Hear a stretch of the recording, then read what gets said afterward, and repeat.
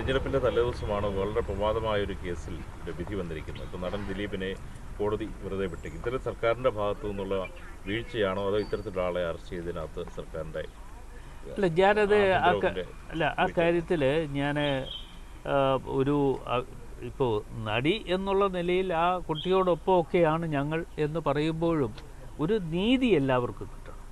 ഇപ്പോൾ ശ്രീ ദിലീപിനെ സംബന്ധിച്ചിടത്തോളം അദ്ദേഹത്തിന് നീതി ലഭ്യമായി എന്നുള്ളതാണ് എനിക്ക് പറയാനുള്ള ഒരു വ്യക്തിപരമായിട്ടുള്ള അഭിപ്രായം. അദ്ദേഹം ഒരു കലാകാരൻ എന്നുള്ള നിലയിൽ മാത്രമല്ല, അദ്ദേഹവുമായി നേരിട്ട് ബന്ധമുണ്ടായിരുന്ന ഒരു വ്യക്തി കൂടിയാണ് ഞാൻ.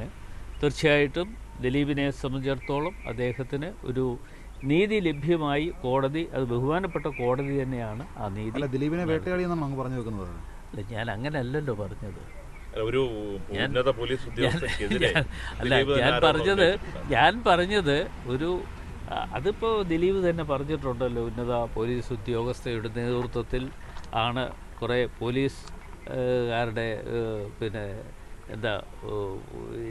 ഉണ്ടാക്കിയെടുത്ത ഒരു കേസുമായി ബന്ധപ്പെട്ടുകൊണ്ടാണ് ഇതൊക്കെ നടന്നത് എന്ന് ദിലീപ് പറഞ്ഞിട്ടുണ്ട്. അത്തരം കാര്യങ്ങളൊക്കെ നിരീക്ഷണം നടത്തേണ്ടതാണ്. അതിപ്പോൾ ഞാൻ അല്ല അതിന്. പക്ഷേ ആ അറസ്റ്റ് സർക്കാർ രാഷ്ട്രീയ നേട്ടത്തിന് വേണ്ടി ഉപയോഗിച്ചിട്ടുണ്ടോ? അല്ല, അത് ഇപ്പോൾ ഈ തെരഞ്ഞെടുപ്പ് വന്നപ്പോൾ അല്ലെങ്കിൽ ഇന്നലെ അതിൻ്റെ വിധി വന്നപ്പോൾ പല തരത്തിലുമുള്ള അഭിപ്രായങ്ങൾ കേട്ടപ്പോൾ എനിക്കും അങ്ങനെയൊക്കെ തോന്നി. സർക്കാർ അല്ലെങ്കിലും അപ്പീലിൽ പോകുമല്ലോ. സർക്കാരിൻ്റെ വേറെ ഒരു ജോലിയില്ലല്ലോ.